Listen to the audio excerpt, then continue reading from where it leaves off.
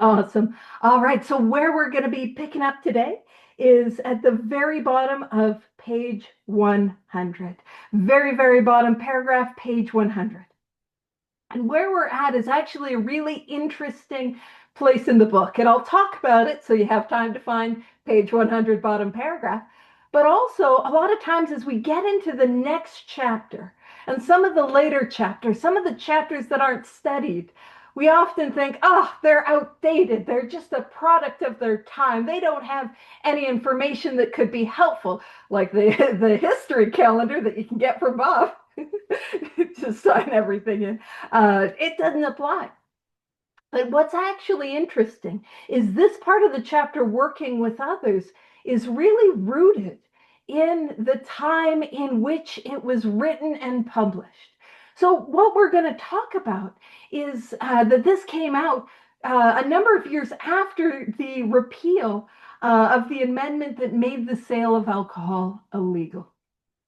And so that was a hot button, contentious, like it was something, a topic that was very divisive. Actually, American Thanksgiving's coming up. So I have a feeling it's one of those things that at American Thanksgiving, that was the like, Uncle Bob, don't be talking about that, Aunt Janice, no, don't bring up the prohibition movement. Like that was the hot topic and hot button issue, or at least one of them at the time.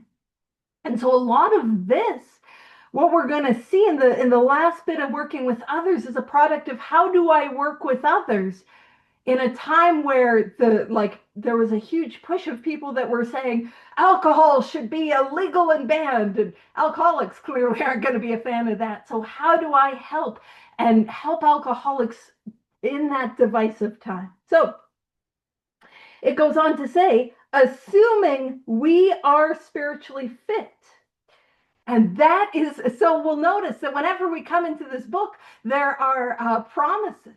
Those promises always come with conditions. And so we're getting the conditions up front, which usually isn't how you do your like new iTunes agreement or whatever it is. But we get our terms and conditions up front. So if we start with a place of being spiritually fit, so how do I know if I'm spiritually fit? Because that's a fair question. To be fair, if I'm already annoyed that it's taken her this long to get into the chapter, that we might not be. I'll help you write inventory on me. And any complaints, I only take from 4-column inventory or carrier pigeon, and Rob will talk to you about pigeons. And just turning everything into anywho. But how do I know I'm spiritually fit? Well, the context of where we're at in this book is at step 12. So I might be experiencing a lot of awakenings. I might be growing, but I've got to know whether or not I'm at the beam. I've got to be at step 12, actively working step 12. And if I am there, so if I'm step 12, actively working step 12, experiencing the freedom that is available for those of us who do this work, this is what is promised to each and every one of us. So assuming we're spiritually fit, we can do all sorts of things alcoholics are not supposed to do. Amazing. That's good news. Also, because I have, I'm a toddler. It's like, don't tell me what to do. You tell me I'm not supposed to. I want to do it more. Don't touch that. I'm touching it. I'm very mature. But it says people have said we must not go where liquor is served. We must not have it in our homes. We must shun friends who drink. We must avoid moving pictures which show drinking scenes. We must not go into bars. Our friends must hide their bottles if we go to their houses. We mustn't think or be reminded of alcohol at all. And you'll notice how many musts are in that paragraph. And what I will say, and I'm not going to make the joke that it's musty, because if I do this work, these musts don't apply to me. But what I will say is, if I have not recovered, if I have not taken the actions of all 12 steps, it probably is a good idea to avoid bars.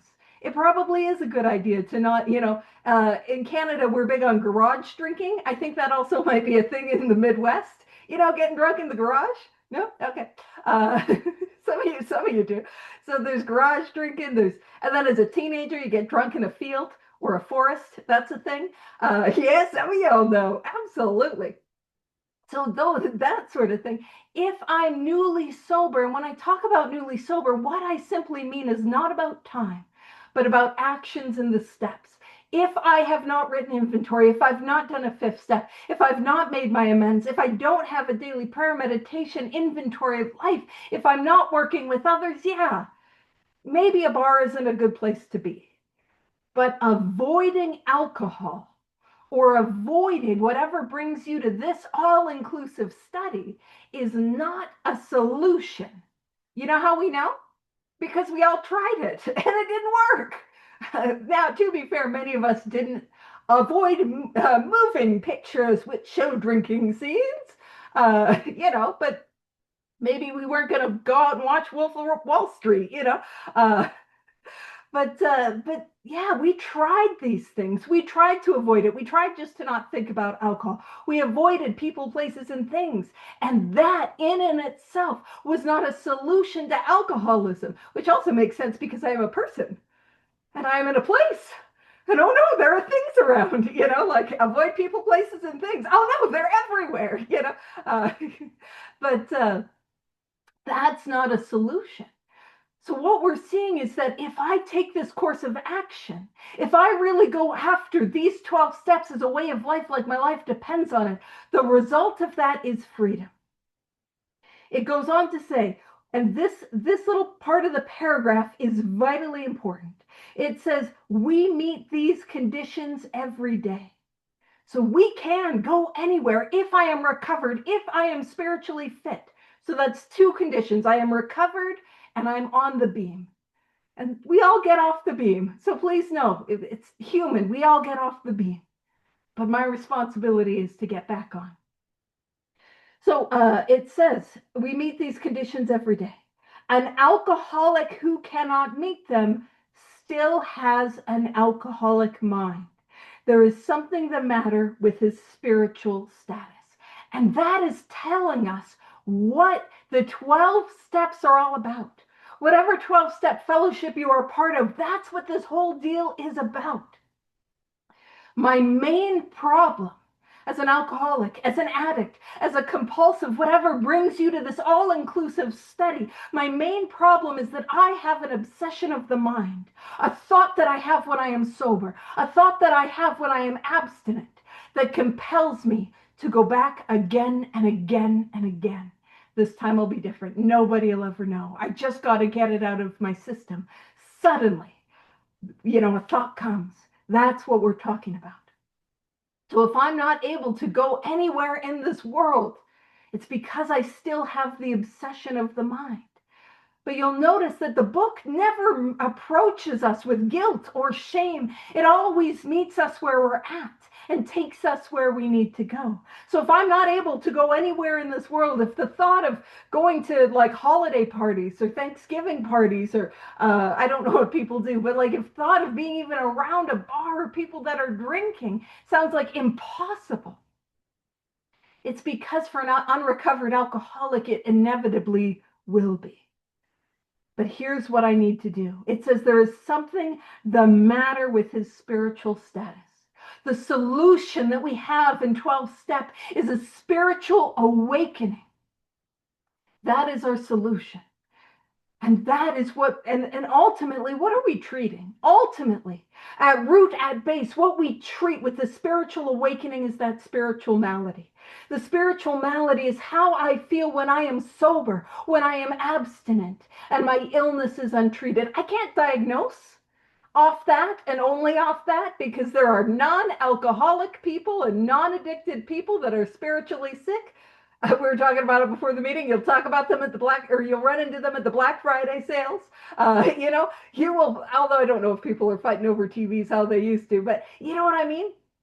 There are spiritually sick people who are not alcoholic, who are not drug addicts, who are not compulsive overeaters, gamblers, sex, love addicts, who do not experience the symptoms, which is an allergy and an obsession. But it is important to understand that is what we treat. That is what we treat in 12 steps. We treat that spiritual malady. that feeling of emptiness, that loneliness, the depression so bad I can't get out of bed, the anxiety where it feels like somebody is stabbing my shoulder blades, the restless, irritable discontent, the sense of loneliness, the sense of desperation, the sense of hopelessness. We treat that. And I point that out because if you're feeling that way today, that is what we treat. We have a solution for that. We have a way out. And so if I am not free today, it's saying there's something the matter with my spiritual status, which tells me what I need to do. It's not saying it explicitly, but it's implicit based on everything we've read in these 101 plus pages, because we're doing, Roman numerals, right? What do I need to do? The 12 steps. So if I cannot go and be anywhere and be free from the obsession to drink or use or act out in a compulsive behavior, there is an action that I have not taken, an amends I have not made, stuff I've not inventoried, sponsees I'm not working with, prayer and meditation I'm not doing. And what that means is that just tells me what I got to do. Okay, I'm struggling because I'm not doing it. Okay, I got to do it. And it's that simple. When we talk about relapse, a relapse for somebody who has this illness, the two symptoms, an allergy, so once I start, I cannot stop, and an obsession, that once I am sober, I have a thought that takes me back to it again and again and again. And it is those two symptoms that make this illness hopeless, that leave me helpless. That it is those two symptoms. That's why I can't do it. And it is the obsession of the mind that makes the relapse inevitable. Inevitable. So when somebody relapses, it's not what happened. What happened? Because I want to figure out what happened. I want to be like Sherlock Holmes. Well, it's elementary, my dear Watson. The wind was blowing and it was the butler. I don't know. I haven't done a lot of Sherlock. I feel like it's always the butler, right? And so, no, it's not what happened. What happens is inevitable. A relapse is inevitable. It is what did not happen, the spiritual awakening, or what stopped happening.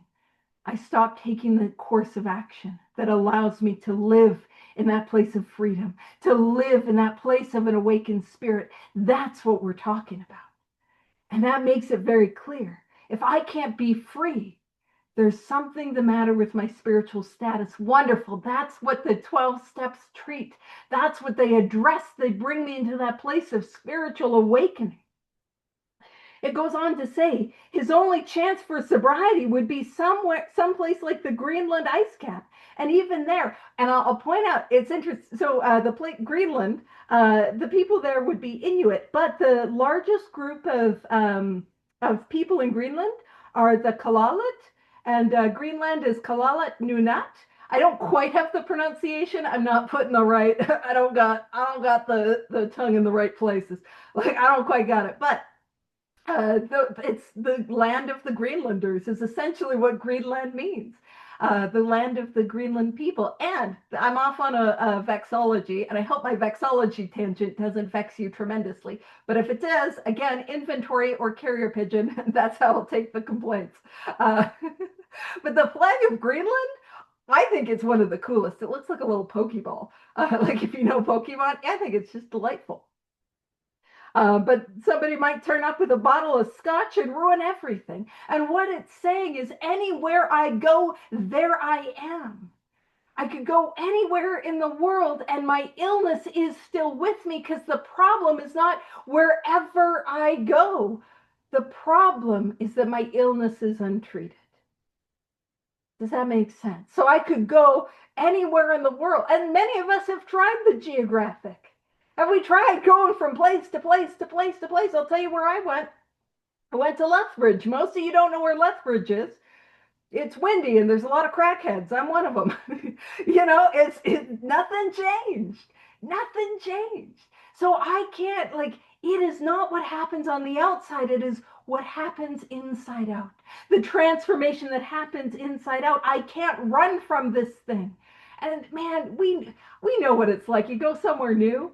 And, actually, I'll tell you this story. My brother's ex-wife, she's the mother of my niece and my nephew.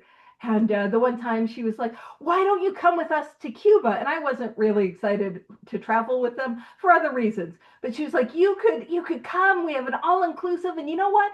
Why don't you just drink with us while we're in Cuba?" As if my alcoholism is focused on geography. It's like, why, yes, we have crossed the border. I am safe to drink.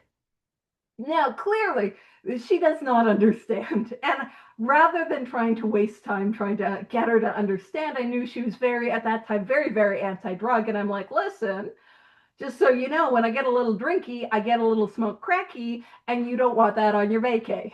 Just sprinkling that in there. And then God bless her soul. Do you know what she said? She said, "Paige, there's no drugs in Cuba." Oh, God bless. Oh, God bless. We live in different worlds. Uh, right? Like, God bless you. But there's that thing. I think it'll be different here. I think it'll be different there. I can always find what I need, or a half sufficient substitute that'll burn my life to the ground. You know what I'm saying? And so a geographic is not a solution. And yes, yeah, I haven't gone on a vacation with them because I'm like, I don't know about this. But if I could go to an all inclusive if I wanted to. I just don't think it's my jam. So it says, ask any woman who has sent her husband to distant places on the theory that he would escape the alcohol problem. In our belief, any scheme of combating alcoholism which proposes to shield the sick man from temptation is doomed to failure. Just trying to avoid temptation, just trying to avoid people, places, and things, that in and of itself as a solution doesn't work. Doomed to failure. What that means is it's inevitable. If that is the defense that I have against the inevitable relapse, it's not going to work. So it says, and let's hold our experience up to this. Like, did I try changing friends? Did I try changing jobs? Did I try changing relationships? Did I try changing cities, countries, uh, hairstyles? Having a 2007 Britney moment. Listen, I work with a lot of women. I work with a lot of, like, a whole bunch of people in general. But I will say, it's like, are we gonna do bangs, or are we gonna do inventory? You know what I mean? Is it bangs, inventory, or mentee B? What are we doing today? So that does not work. Then we'll hold our experience up to that. All the things that we tried to just avoid it, just stay away from it, change our people, change our jobs, change this, change that, is our experience that when we tried to shield ourselves, we may succeed for a time, but we usually wind up with a bigger explosion than ever. That I tried to shield myself from that first drink, first drug, first compulsive act, and I end up with an inevitable relapse that was worse than it was before. We have tried these methods. Again, that's why we're holding this up to our experience. Did I try these methods? Did it not work? And it says, these attempts to do the impossible have always failed. Again, what we are illustrating in that small sentence is the hopelessness of this illness. If I have the obsession and I have the allergy, I am doomed to do it again against my will. And once I do, it burns my life to the ground. And what it's saying is, it is impossible for an alcoholic. It is impossible for an addict. It is impossible for somebody who has those symptoms to stay sober off willpower, off the geographic, off changing jobs, off changing relationships. It is impossible to stay sober on self-will. And if I am not sure, what I will do is I will just try to do it my way. Because who doesn't do that? I don't naturally come to, I'm surrendered now. Oh boy, I can't wait to make amends. No, I try to do it my way. I try to avoid doing the things that I don't want to do. And I'm ground down by the pain and the suffering of not being able to do it on my own. And I awaken to the reality that I can't do it my way. And I point this out because if you're here today and you're relapsing, and you're here today and you can't stay sober, and you're here today and you've been doing 90 meetings in 90 days and you can't You can't keep doing it. Like it's not working and you know you're not going to be able to make it. It is impossible to simply stay sober on human power, on willpower, on avoiding. It does not work. And it says, so our rule. I thought there were no rules. Hold on, there's rules. So our rules is not to avoid a place where there is drinking. And I'm going to point out the italics. The italics are for emphasis. Did they pay extra for the italics? No, they did not. We found out. We looked into it. We went on a little rabbit hole, had a great time. But we had a look. But they are for emphasis. So when it says a rule is not to avoid a place where there is drinking, if we have a legitimate reason for being there. And that is the second criteria of how I can go everywhere or anywhere on earth. The second is, do I have a good reason? The first is that I am recovered and spiritually fit. That is the first criteria, because that's what we're talking about. While we were just summarizing important step 1 information, we're in step 12. We're talking about step 12. And welcome, we're on page 101, bottom paragraph. So what we're talking about is, first and foremost, I need to be recovered. I need to be at a place where I'm living this way of life. I have these 12 steps. I'm doing this thing, all 12 steps. And then the second is that we have a legitimate reason for being there.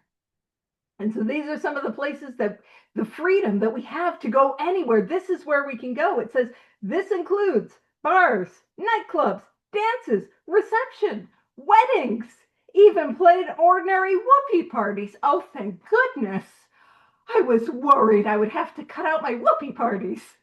And I know we all are like, I couldn't give up a whoopee party. Nobody here is like, what is that? What are we talking about? A whoopee party would be like, like from the expression whoopee, like, a casual fun get together, and to various degrees, like maybe from a kegger to a house party, and you want to find more about a whoopee party, I have a feeling that is what Rob put in the chat. And I think there's like a connection with like a movie about he's got the temperance movement, ladies. All right, so it says to a person who has experience with an alcoholic, this may seem like tempting providence, capital P providence, but it isn't. So for those of us who understand alcoholism, that idea of like you can go anywhere, you could go to a bar, you could go to a whoopee party. It seems like that's tempting fate. Like, hey, you are playing with fire, especially what we know with alcoholics. Because we'll be those people that are like, no, I'm just going to karaoke. I'm not going to drink. I have no intention of drinking, which is wild because my intention to stay sober has no power to keep me sober. And inevitably, there will be that inevitable relapse. And when that happens, it's like, well, why would you go to the bar? Why would you go to the pub? Why would you go to the liquor store? Why would you hang out at the whoopee parties? There's people and places and things there. Don't go there, So what happens is it's like that seems like tempting fate. But what we are going to see is that we've made an important distinction between the recovered and unrecovered alcoholic. So it says, you will note that we made an important qualification. And it says, therefore, ask yourself on each occasion. So the important qualification was two things. The first was, am I recovered? Because it's not even a consideration if I'm not recovered. But I also want to point out, it didn't take long to get well. People were taking this course of action quickly and thoroughly. They were going after it and seeking it. It was not a waiting it out sort of situation. And so I say that because sometimes it feels like I gotta wait like a year to go to concerts. No, gosh, no! Don't take a year to work the steps. Take the actions of the steps. Go after it. We can be free now. But the second qualification is: do I have a good reason to be there? And as we explore it further, we're going to see that this is one of the few places in the book it actually tells me to check my motives.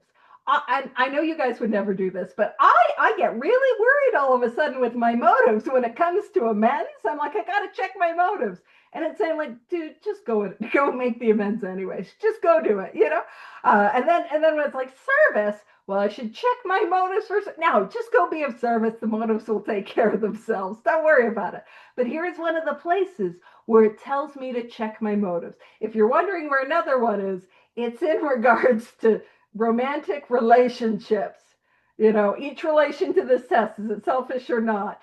Check my motives. One of the two places. So it says, therefore, and this is, again, some nuance and subtlety that I think is often missed. It says, ask yourself on each occasion. Each occasion. A lot of times it's viewed as in, oh, you're an alcoholic, you can't go anywhere. Or, oh, you're an alcoholic, you're in 12 step, you can go anywhere. You know, or whatever, you know, what brings you to this all-inclusive study. But there is nuance. On each occasion, I'm meant to ask myself this question or these questions. I'm meant to check my motives each time. And that, again, something that often gets missed. And so I'm asking myself, have I any good social, business, or personal reason for going to this place? Do I actually have a good reason for going? Or am I expecting to steal a little vicarious pleasure from the atmosphere of such places? And you'll notice, what am I checking? I'm essentially checking in the motives. I'm checking, and I describe it this way. If this language doesn't resonate with you, please ignore it. But I'm checking the posture of my heart. Am I showing up to this thing based on what I can get? What about me? What can I get? What me? Or am I showing up based on what I can give? Who can I help? How can I be of service? That's what I'm checking. What is the posture of my heart? Now, it goes on to say, if you answer these questions satisfactorily, you need have no apprehension. So there's no, if you can see, if you can answer this question, do I have a good reason for going? Am I on solid spiritual ground? Or I don't have a good reason for going and I'm not on solid spiritual ground. Or I've got a good reason for going, but I'm not on solid spiritual ground. There's that too, right? It says there's no reason to be hesitant. Like, that is giving us the information with which we can act. Good reason to go, spiritually fit. If yes and yes, then yes. You know, if no and no, no. If I've got a good reason for going, but I'm not spiritually fit, it's going to tell us what we should do. And this is another example of the book meeting us where we're at, meeting me and not expecting me to be perfect at all times. And taking me where I need to go. I always like to emphasize this, because if this book can meet me where I'm at in my imperfection, is it not possible that that's where God meets me as well? And it says, go or stay away, whichever seems best. And again, what we are emphasizing, but be sure you are on solid spiritual ground before you start. And your motive in going is thoroughly good. So I want to talk about that solid spiritual ground, because a lot of times we talk about that the first 3 steps are our foundation. Step 1, 2, 3, that's our foundation. And that's not my experience. Because step 1 is a concession that I'm going to relapse. Because if I got the obsession and the allergy means I cannot, oh my gosh, I can't do this again. But the obsession means I will. That step 1 means, step 1 is I'm going to relapse. I need to stay sober. I want to stay sober. I have to stay sober, but I'm going to relapse. Well, surely there's no foundation and I'm going to relapse. The second step is that there is a solution. Welcome, we're at the top of page 102. The second step is the concession that there is a solution, but I don't have it in the second step. And the third step is a decision that I'm going to work these 12 steps as a way of life, like my life depends on it, because it does. But if I stop at step 3, I haven't actually worked these 12 steps as a way of life, like my life depends on it, because it does. My foundation has to be all 12 steps. So when we talk about solid spiritual ground, I don't have solid spiritual ground until I'm recovered, until I'm living in 10, 11, and 12. And if I have no ground, imagine what that looks like. If the ground comes out from under you, I am in free fall. And so I don't need to be worrying about, should I go to the whoopee party or not? I need to be worrying about, I need to get this work done quickly and thoroughly so that I can be in a place where I can be free. So that's what I want to emphasize. All 12 steps as a way of life is and must be my foundation. Without that, I don't have a foundation. I am groundless. And the free fall is leading me to the inevitable relapse. And when it talks about, and that your motive in going is thoroughly good. See, motive. The only place it's talking that directly, motive. Not in amends, not in service, not in taking on sponsees where I want to be like, oh, I should check my motives. No, go do it anyways. If your motives are bad, you'll write inventory on it when your feelings are hurt. At least that's what I did, it's better that and actually I'm off on this tangent. We will reel me back in. That might be Rob's job. Rob's like, don't give me that job. That's not fair. That's an impossible task. But what happens is I get fixated on my motives. You ever hear you got to come to the rooms for the right motives? You got to work the steps for the right motives. And what do people often think the right motives are? I got to do it for myself. Well, selfishness, self-centeredness is the root of my troubles. What do you mean do it for myself? Haven't I been focusing on self this whole time? And here's my experience. I can take actions with garbage motives. Who here came to the rooms at 12 step with the best motives? You liars, you know what I mean? No, almost nobody. You do it to get the spouse back, the parents off your back, the job back. You know what I mean? We don't always do it for the right motives. And guess what? The steps don't actually care why I take them. God doesn't care about why I'm doing it. If I do the actions and take the actions of the 12 steps, guess what? I get transformed from the inside out and my motives correct themselves. And if I'm writing inventory just so my sponsor likes me, great. Then I will see the patterns that I have in my life of needing approval from people in perceived authority. And then I'll begin to get free of it. And if I'm making amends, just so I can get back into a relationship, well, I'm going to be guided by a sponsor and have solid boundaries. And guess what? They probably don't want me back anyways. I think like, look at me, I'm 30 days sober. I'm a real treat. Let's get married. And they're like, yeah, no, absolutely not. I'm like, we put that out there. But if I take that course of action, and then that person tells me, when I ask, is there any other way in which I harmed you?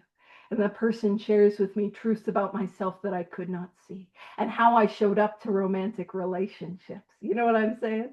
And then I get transformed and I get to see more about myself. And that allows God to work in my life more and more and deeper and deeper. And let's say, and I know nobody has ever done this, and we weren't talking about this before the meeting, but when you get a new sponsee and nobody here has ever done this, but you imagine what they're going to say about you as their sponsor when they get their 1-year medallion, and they're gonna say, and you can just imagine them saying that speech about how you saved their life and they couldn't have done it without you. Now, what I will say is I've had sponsees that, of course, that have done that. They don't mention you. They're like, oh, I forgot to mention you every time. It doesn't even happen. But guess what happens?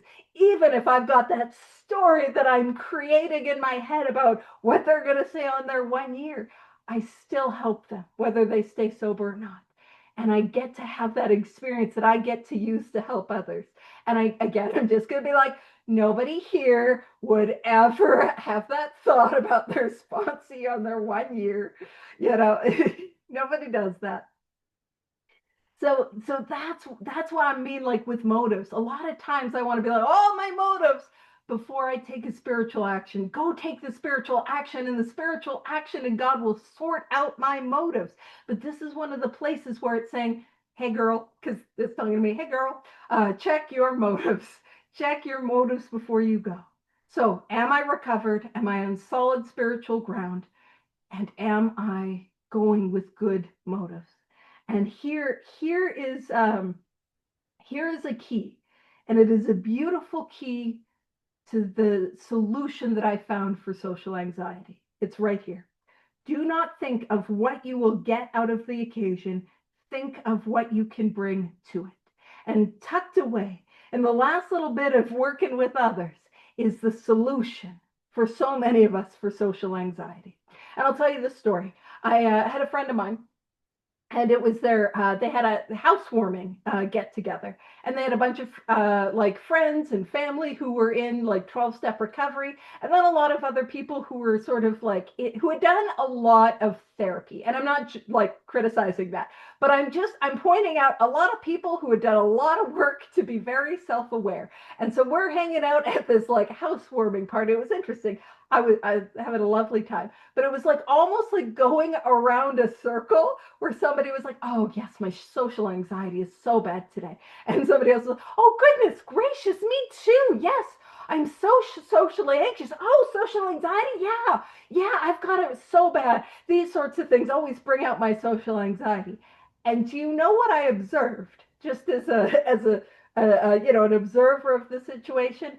Everyone there was busy thinking about what everyone was thinking about them, which means that nobody was actually thinking and judging other people. Like, and that's life, you know. Oh, what, they're judging me. No, they're afraid you're judging them. And the key to social anxiety, what I found is the root of social anxiety is rooted in self. Bear with me with that, because I don't mean that in a sort of derogatory way. I mean that in the sense that I show up to something and I think, are they going to like me? Are they going to hate me? Am I weird? Yes. That question didn't need answered. Am I weird? Are they going to see that I'm weird? Also, yes. But like, I'm going to show up and they're going to judge me. But in that is rooted, what can I get? Can I get their approval? Can I get their love? Can I get their validation? Can I get their acceptance? And when I show up trying to get, well, I don't have any control over it, and it creates this position of scarcity. Because if you've ever known what it's like to be terribly insecure, where somebody says, no, you're fine, I'm not mad at you. And then the immediate thought is, yeah, but are you mad that I asked whether you were mad at me? Right? You know, I'm that person where they're like, you got to stop saying sorry. And immediately I'm like, oh, sorry. You know, that's how I show up to life. And so I'm rooted in this, what about me? And here is what I have found to be the key. Show up focusing on how can I help? Who can I serve? How can I bring? How can I give? And we're going to go and talk about that in the next paragraph. But man, if you're ever nervous to go, like let's start with a 12-step meeting. If you're ever nervous to go to the meeting, oh, I don't know anyone at the meeting. Great. Go be of service. Go greet people. Go, if it's an in-person one, help with the coffee, help set up chairs. Go. And what I used to do at my former home group, it was like 70 people, like in total. You'd have like 50 to 60 online, 20 plus on, or 50 to 60 in person, and like 20 online. And so it was a big meeting. And I would often, and so I'm not going to share at every meeting. That's not the only way to be of service. But I would give myself little, I call them ninja service positions. They're self-appointed. And I say ninja because the goal is to do them and not get caught, like sneaky, sneaky. And so there'd be somebody who was looking so uncomfortable. And I'm like, my goal is to go talk to them and welcome them. That's my goal. And like, I would create that sort of, or like somebody would share that they're having a hard time. It's like, okay, I'm going to make sure like I let them know that like I care about that, you know, like I would create these different service positions in my mind. I know, weird. But it's that like, do service, don't get caught. Bring kindness, don't get caught. Be that person that brings that love. And it's like, oh, I'm so worried I'm going to be excluded. Go include others. Go bring people in. Go create that safety, that fellowship that I want. And when I show up there, I'm not worried about what people think because I'm busy trying to help others feel more comfortable. And it has absolutely been the cure for social anxiety. And like the ability to show up and like just change the whole vibe of a place. That's one of my favorite things to do. You know, when a place is, you go somewhere, you can kind of tell it's a little like, ooh, we're not having a good time. And just to show up and bring the light and watch that vibe change, like that is the coolest thing. And like we get to do that. When I'm doing that, I'm not worried, do they like me? I'm worried, am I helping? The results are in God's hands, and I'm not thinking about me, which thank goodness. But this, so it says, do not think of what you'll get out of the occasion, think of what you can bring to it. And here it is. But if you are shaky, so we're recovered, but we're a little off the beam. Here is the direction. It's not if you are shaky, bad, bad alcoholic, bad addict, bad person in recovery, shame. No, but if you are shaky, you'd better work with another alcoholic instead. Again, I've got to work with others. Go give to others. That gets me out of self. That allows me to connect deeper with God. Go help. And that's what it's telling us to do. And I can't, and of course, anyone can help anyone at any time. But the depth of being able to carry this message to somebody else, I've got to be recovered. I got to get there, and I got to get there quickly. So it says, why sit with a long face? So I'm glum, I'm Eeyore. I've lost the ability to drink responsibly and my tail, Why sit with a long face in places where there is drinking, sighing about the good old days? Again, this is the thrust of what we're talking about be a joy bringer, be a light bringer, be a love bringer, focus on what I can give. So if it is a happy occasion, try to increase the pleasure of those there. Not do they like me? Will they think I'm funny? But how can I help others, make them feel happy and free and lift them up and laugh at their jokes and include them? If it is a business occasion, go and attend to your business enthusiastically. And here's an interesting thing and keep in mind, okay, two things. One, clearly, I am not a business person. I am probably an HR nightmare. I'm probably, and like clearly, I am not I'm not little Miss Business, but I just imagine like showing up enthusiastic, like business, enthusiasm. But it's the word, the etymological root of the word enthusiasm. It's Greek, and it means to be filled with the Spirit of God. So go about your business filled with God's Spirit. Does that not change how we show up to the work meeting or the conference does that not change how I show up? Showing up with that connection, that Spirit of God. If you are with a person who wants to eat at a bar, by all means, go along, go be a part of, be social, right? And it's so funny because a lot of times I'm like, they're actually a little bit too loud for me, and it's a little too overstimulated, from dancing on tables and on the risers to like, and smoking crack behind the dumpster to actually, I need to get some like earplugs. I'm a little overstimulated. It sneaks up on you. But that and bird watching, got real into bird watching. No. So let your friends know they are not to change their habits on your account. At a proper time and place, explain to all your friends why alcohol disagrees with you. And so what does that mean? So we're explaining the allergy of the body at an appropriate time and an appropriate place. Explain the allergy, explain from my own experience that once I start, I cannot stop, and I don't have the ability to control the amount that I take. Explaining that. And it says, if you do this thoroughly, few people will ask you to drink, which I think speaks more to my communication skills with my the mother of my niece and my nephew, where it's like, couldn't you just drink in Cuba? Didn't I tell you about the TV? And like, didn't I tell you about the dumpster? Like, what? Like clearly I did not communicate effectively. That's on me. That's on me. And it says, while you were drinking, You were withdrawing from life little by little. And we're going to see that theme in the next chapter about how the illness, whatever illness, brings me to this all-inclusive study, it isolates me from the world. And you can look at what your life looked like at the height of your addiction, your illness. And for me, it got smaller and smaller and smaller. And man, when I was living in that crack house in Lethbridge, like a lady, and it was going to be different this time, but when I was living in that crack house in Lethbridge, I mean, I lived in a room, and then when we were smoking crack, we were doing it in a bathroom. Why? I don't know. But that's what we were like, you know what I mean? My world was that small. And when I was out there on the streets, it was literally like 3 blocks. But the world that I get to be a part of, I actually do some traveling, and of course, virtually. You don't got to take off your shoes at security to travel virtually. But, the world, we get to go anywhere in the world. And that's the freedom that we have. Like, absolutely. So we don't need to withdraw. So it says, now you're getting back into the social life of this world.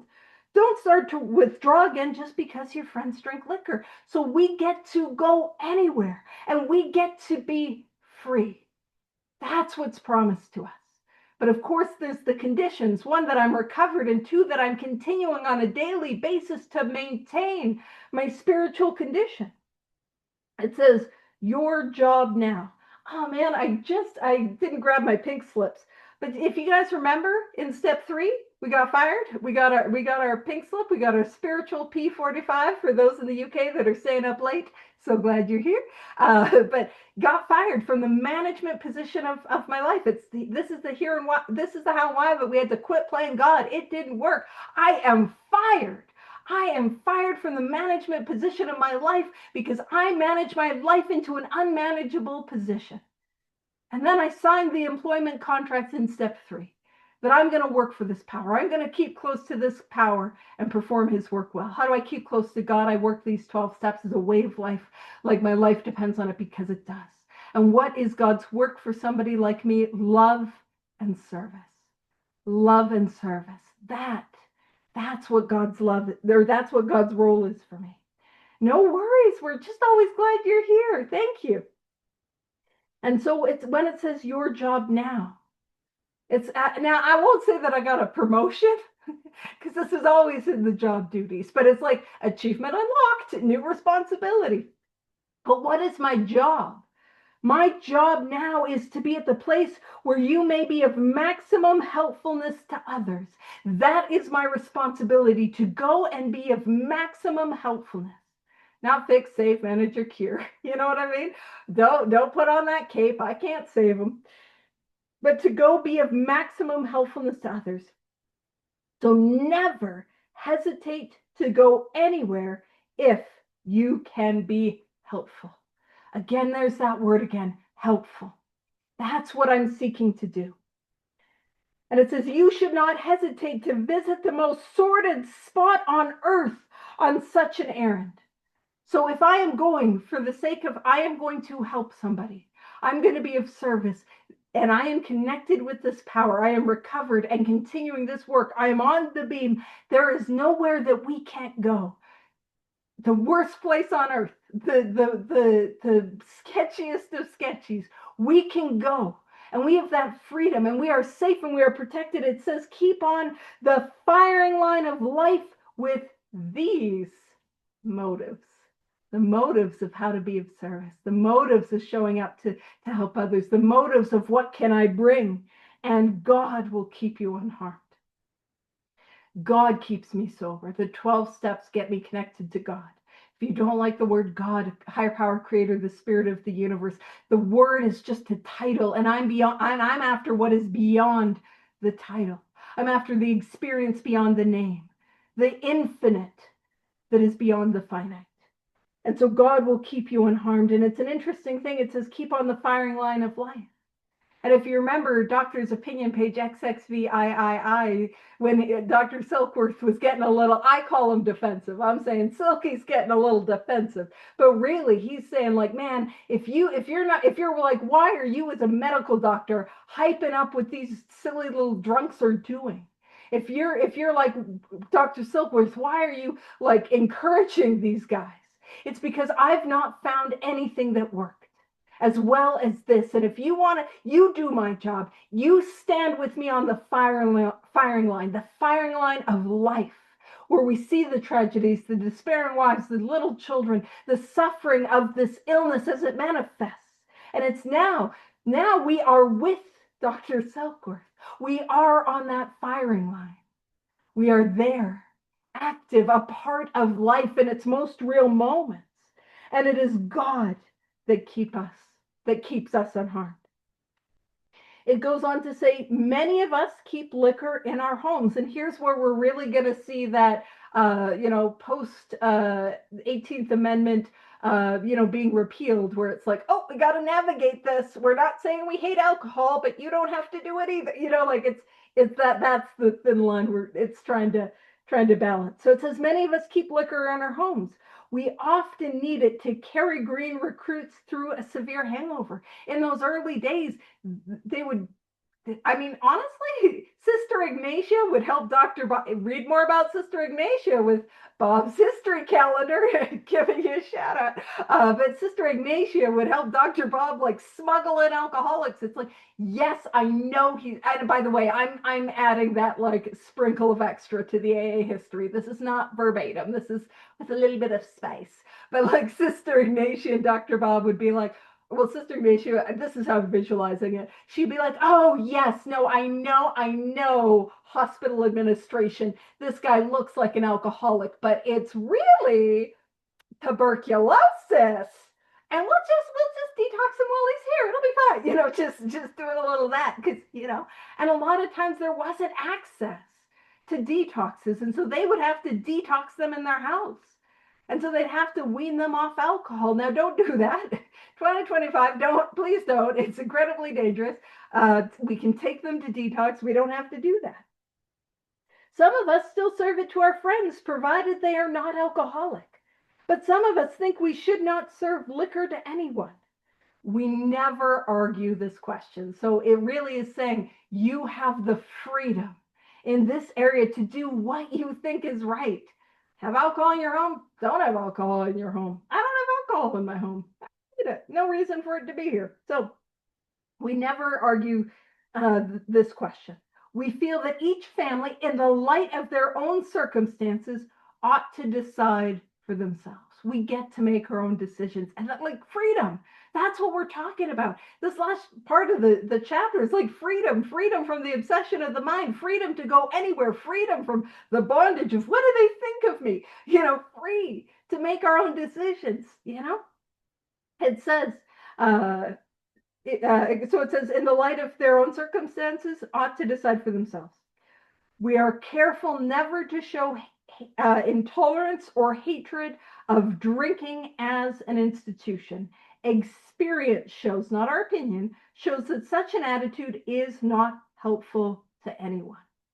And keep in mind, again, this is the context where there were a lot of people that were like, alcohol is awful and bad. And they would think that perhaps an AA member who's trying to help somebody would be a part of that and saying, hey, we have no opinion on alcohol as a thing. And it says, every alcoholic looks for the spirit among us and is immensely relieved when he finds we are not witch burners. So we're not hysterical. We're not, blaming other people. That's what it's saying. A spirit of intolerance might repel alcoholics whose lives could have been saved had it not been for such stupidity. So being like, oh, alcohol's the worst. But again, I don't think people feel that same way about alcohol or even about drugs the way they did back in 1939 when this was published. And I'll just tell you from my experience, where this sort of becomes more relevant is there's nothing like a former smoker, an ex-smoker. And I'm saying this as somebody who used to smoke. And back in the day, I'd be smoking out front of a meeting and somebody would be like, that'll kill you. And so like the spiritual giant that I am, I would take a long, deep haul and I go, here's hoping, because I was well. I was well. And then I, switched to vaping because I preferred it. If my nicotine could taste like candy, that's delightful. Please know I'm not judging anyway. And I'd be vaping and people are like, well, that's worse than smoking. And it's like, because that's what it sounds like when I would vape, like, don't tell me what to do. Like that, it doesn't help. At no point has anyone been like, oh, and then there'd be like the ex-smokers that are like, ew, it stinks.